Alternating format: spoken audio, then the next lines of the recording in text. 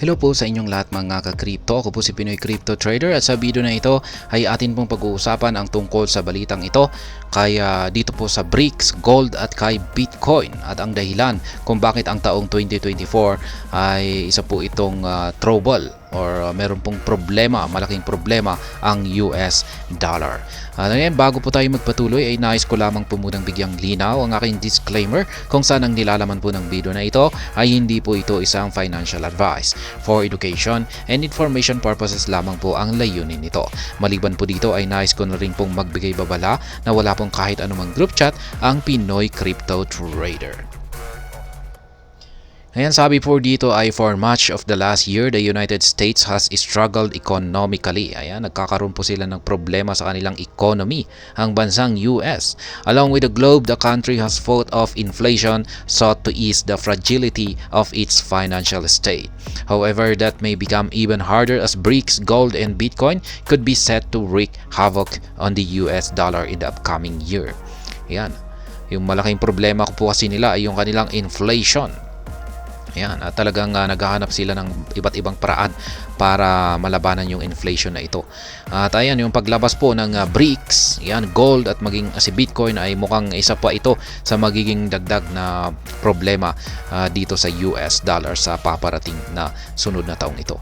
Ayan, all three presents cases on why they could be a massive deterrent to any growth the greenback sees next year.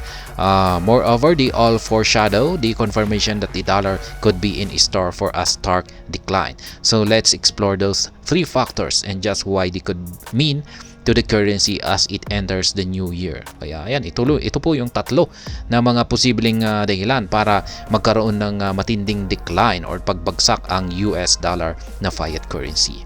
Yan, syempre, yan si BRICS, si gold at saka ang Bitcoin. Unahin po natin dito kay BRICS at de-dollarization. Ang dahilan po ng BRICS na ito kung bakit nabuo ito ay para maiwasan po ang paggamit ng US dollar. Kaya ayan, ING was among the list of economists to predict a downturn for the US dollar in 2024.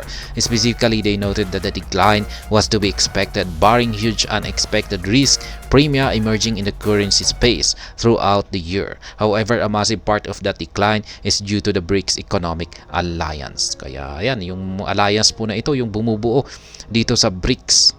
Ayan, sila po yung ayaw gumamit sa US dollar currency.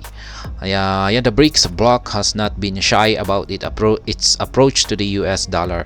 Physically, they have called for international reliance on the greenback to greatly decrease. More than that, they have implemented their ways to decrease such reliance through their multilateral trade activities. These kinds of implemented plans will have effects that begin to show their face in the coming year, especially as a whole plethora of countries have already agreed to enact these de-dollarization efforts for 2024.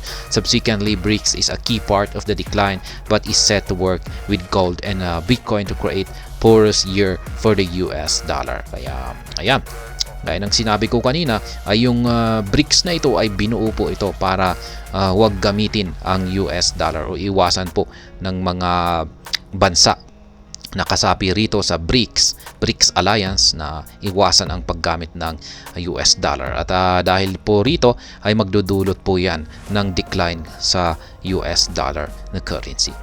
The extended gold rush, ito naman yung pangalawa na dahilan, yung gold. Another facet of modern economic reality that should diminish the US dollar is the growing prevalence of gold. The promotion of the precious metal means a few different things for the greenback. Firstly, it provides a key investment opportunity for countries as the dollar's poor performance continues. Kaya yan, ito po yung sinasabi ni Robert Kiyosaki na gold ay ito po yung isang magandang storage of value. Yan, ito po yung lagi niyang sinasabi na best storage of value. At syempre kasama na rin yan si Bitcoin. Yan. Secondly, its popularity is strongly connected to expectations from investors on the performance of the United States economy. Indeed, the asset is typically viewed as a defense against inflation and its growth could affect bitin po siya. Yan nga yung sinasabi ni Ginoong Robert Kiyosaki na best defense po ito sa inflation. Yan, kaya good is ibig pong sabihin ay good storage of value ang gold. Many predictions had expected gold to surpass its 2020 all-time high of $2081 or $2,081 at some point in 2024. However, the asset is already well on its way to approaching the figure now. Subsequently, its popularity has seemingly skyrocketed, with bulls gaining the high ground to this point. If that continues, the US dollar could have yet another opposite throughout next year. Kaya, ayan. Yung mga tao ay mas pipiliin na mag-invest dito kay gold kumpara kay US dollar. Yan. Dahil po dyan ay magdudulot po yan sa pagbagsak ng US dollar na currency. At yan, yung pangatlo ay syempre si Bitcoin, the digital asset revolution. Binanggit na rin po ito ni Ginoong Robert Kiyosaki na ang Bitcoin ay maganda rin po itong storage of value. Sa mga hindi po nakakakilala kay Ginoong Robert Kiyosaki, ay siya po ang author ng sikat na librong Rich Dad Poor Dad. Ayan, sabi po rito ay finally yet another set to get in the way of the US dollar is Bitcoin. Secondly, the dollar is set to continue competing with the greater digital asset revolution going on globally. Moreover, as the revolution is in full swing, the United States has been clear about its stance against such developments. Bitcoin has been predicted by Standard Chartered to reach prices of $100,000 after next year. That kind of investment would be a cosmic shift in the financial reality of the world. Additionally, it does not factor in the growing international shift toward digital assets as a currency. Kaya yan, may isa pong prediction dito mula sa Standard Chartered na next year, after next year po ay aakyatin ni Bitcoin ang presyong $100,000.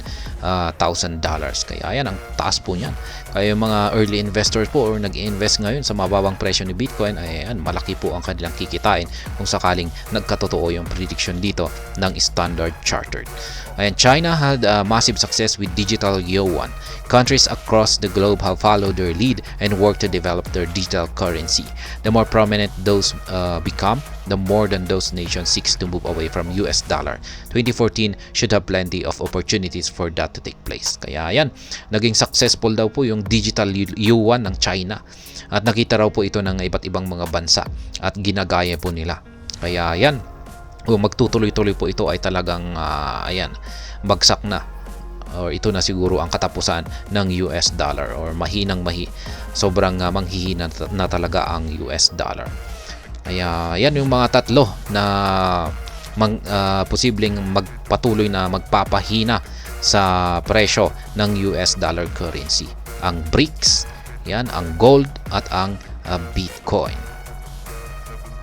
At ayan, hanggang dito na lamang po tayo sa video na ito. Sana po ay inyong nagustuhan ang aking paliwanag dito. Kung inyo po itong nagustuhan, ay pakiclick lamang po ang like button nito. Para naman po sa mga bago lamang dito, kayo po ay aking inaanyayahan para mag-subscribe. Pakiclick na rin po ang bell icon nito dahil ito po ang siyang magsisilbing notification nito sa mga bago kong videos na akin pong ina-upload sa aking YouTube channel na ito. Marami pong salamat sa panunood. Ingat po tayo lagi at God bless po sa ating lahat.